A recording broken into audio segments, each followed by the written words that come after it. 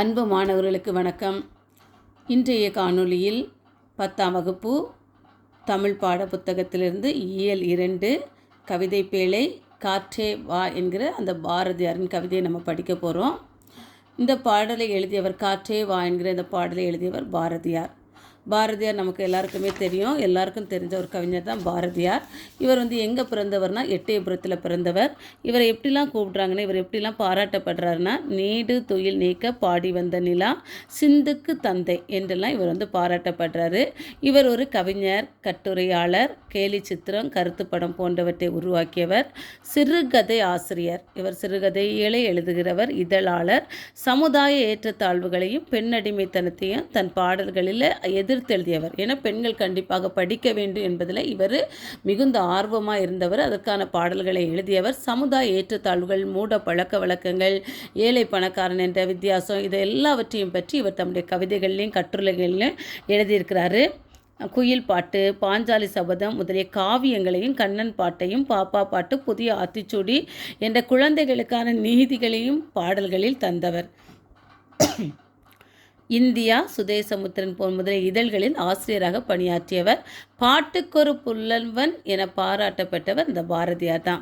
இவருடைய கவிதை தொகுப்புகளில் உள்ள காற்று என்ற தலைப்பிலான வசன கவிதையின் ஒரு பகுதி தான் நமக்கு இங்கே பாடப்பகுதியாக கொடுக்கப்பட்டுள்ளது, பாடக்கவிதையாக கொடுக்கப்பட்டிருக்காங்க. இப்போ நம்ம பாடலுக்குள்ளே போவோமா?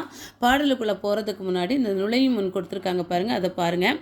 நம்ம எப்பொழுதும் அதில் என்ன கொடுத்துருக்காங்கன்னா, நுழையும் முன்னே நம்ம எப்பொழுதும் சுற்றி சூழ்ந்திருக்கக்கூடியது இயற்கை தான். இப்போ இருளில் நம்ம நடக்கிறோன்னு வச்சுக்கோங்க. இப்போ நீங்களும் நடந்து பழக்கம் இருக்கான்னு தெரியாது. இருளில் நம்ம நடந்துகிட்டே இருக்கிறோன்னு சொன்னால் நமக்கு வெளியில் கீழே வெளிச்சம் இல்லைன்னா மேலே பார்ப்போம், நிலவை பார்ப்போம். வானத்தை பார்த்தோன்னா நிலவில் இருக்கிற வெளிச்சம் இருக்கும், அதை வச்சு நடப்போம். அப்படி நடக்கிற நேரத்தில் என்ன தெரியும்னு தெரியுமா?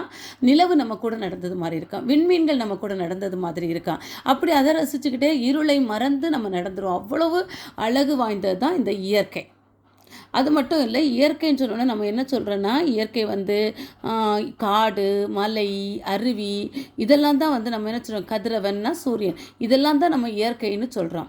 அதே மாதிரி தான் இவர் சொல்லியிருக்காரு, வள்ளுவர் சொல்லியிருக்காரு, நீரின்றி அமையாது உலகு. நீர் இல்லாமல் இந்த உலகம் அமையாது, நீர் இல்லாமல் இந்த உலகத்தில் வாழ முடியாதுன்னு வள்ளுவர் சொல்ல. அதே மாதிரி தான் காற்றின்றி அமையாது உலக உயிர் இயக்கம்.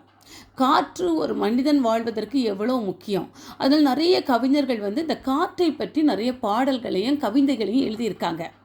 காற்றின்றி, ஏன்னா மனித உயிர் வாக்கம் உலகத்தில் நம்ம உடம்புல இருக்கக்கூடிய காற்று வெளியே போயிடுச்சுன்னா நம்மளை என்ன சொல்லுவாங்க, பிணம் என்று சொல்வார்கள். அதனால மனிதன் உயிர் வாழ்வதற்கு ரொம்ப முக்கியமான ஒன்று காற்று.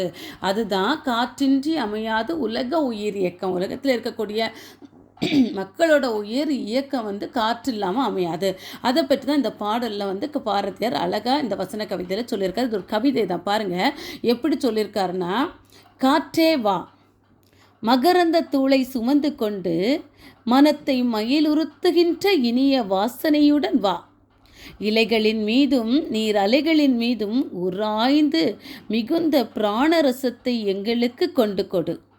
காற்றே வா, எமது உயிர் நெருப்பை நீடித்து நின்று நல்லொளி தருமாறு நன்றாக வீசு. சக்தி குறைந்து போய் அதனை அவித்து விடாதே, பேய் போல வீசி அதனை மடித்து விடாதே. மெதுவாக நல்ல லயத்துடன் நெடுங்காலம் நின்று வீசிக்கொண்டிரு. உனக்கு பாட்டுகள் பாடுகிறோம், உனக்கு புகழ்ச்சிகள் கூறுகிறோம், உன்னை வழிபடுகின்றோம். பாரதியார் கவிதைகள். இந்த பாடலை எப்படி சொல்லியிருக்காருன்னா, காற்றே நீ வா. நீ எப்படி வானா, தாவரங்களில் இருக்கக்கூடிய, செடி கொடிகளில் இருக்கக்கூடிய அந்த மகரந்த சேர்க்கைக்கு பயன்படக்கூடிய அந்த மகரந்த தூளில் இருக்கக்கூடிய வாசனைகளையும் சுமந்து கொண்டு எங்களை மயக்குகின்ற அந்த வாசனையோடு வா. அந்த மகரந்த தூளை, மகரந்த சேர்க்கைக்கு பயன்படுகின்ற அந்த மகரந்த தூளை எடுத்துக்கொண்டு அதில் இருக்கக்கூடிய அந்த வாசனைகள் எங்களை மயக்கும். அந்த மயக்கத்தோடு வீசிக்கொண்டு வா.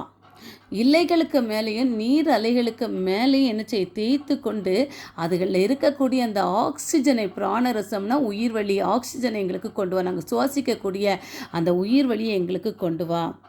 எனது காற்று நீ வா. எப்படி வானா, எனது உயிர் நெருப்பை, எங்கள் உயிரில் வந்து நெருப்பு சூடாக இருக்குது, அந்த சூடை தணிக்கிற விதத்தில் நீ என்னாகு வீசிட்டு வா. எங்களுக்கு ரொம்ப சூடாக இருக்குது, வெப்பம் அதிகமாக இருக்கிறது, அந்த வெப்பத்தை தணிக்கின்ற வகையில் நீ நன்றாக வீசு. நீ மெதுவாக வீசுனேனா எங்களுக்கு என்ன இருக்காது, அந்த சூடு எங்களை விட்டு போகாது. அதனால் நீ என்ன செய், நன்றாக வீசு. சக்தி குறைந்து போய் எங்களை அவித்து விடாதே, வெப்பத்தில் அவித்து விடாதே. அதனால் நீ நன்றாக வீசணும். பேய் போல வீசி அதனை மடித்து விடாதே. பேய் மாறி புயல் மாறி வீசி எங்களை அழிச்சிடாத.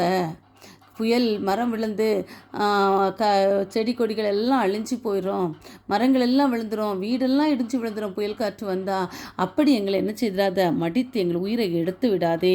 மெதுவாக எப்படி வா, தெண்டலை போல மெதுவாக நல்ல லயத்துடன் சீராக எங்களுக்கு எப்படி காற்று வேணும், ஒரு தெண்டலை போல எங்களுக்கு எங்கள் மேலே வீசு. நல்ல லயத்துடன் நெடுங்காலம் நின்று வீசி கொண்டிரு. எங்களுக்கு தேவைப்படும் வரைக்கும் நீண்ட காலம் அமைதியாக எங்களுக்கு எப்படி நீ வருடி கொடுக்க முடியுமோ அந்த வகையில் எங்களுக்கு வீசு. நீ அப்படி வீசுன நான் உங்களுக்கு என்ன பண்ணுவேன், பாட்டுகள் பாடுவோம். நாங்கள் உமக்கு பாட்டுகள் பாடுகிறோம், உனக்கு புகழ்ச்சிகள், உன்னை புகழுகிறோம், உன்னை வழிபடுகின்றோம். காற்றே, உன்னையும் ஒரு கடவுளாக நினைத்து நாங்கள் வழிபடுகின்றோம் என்று சொல்லி இந்த பாடலில் எழுதியிருக்காரு. இந்த பாடலில் பாருங்கம்மா, சொல்லும் பொருளில் என்ன கொடுத்துருங்கன்னா, மயல் உறுத்து மயங்கச்சை, மயல் உறுத்து மயங்கச்சை. பிராணரசனா உயிர் வலினா ஆக்சிஜன் தான். லயத்துடனா சீராக. சரியா, இதை கேட்டு மகிழுங்கள், பயன்பெறுங்கள். நாளைக்கு அடுத்த காணொளியில் சந்திக்கும் வரை நன்றி, வணக்கம்.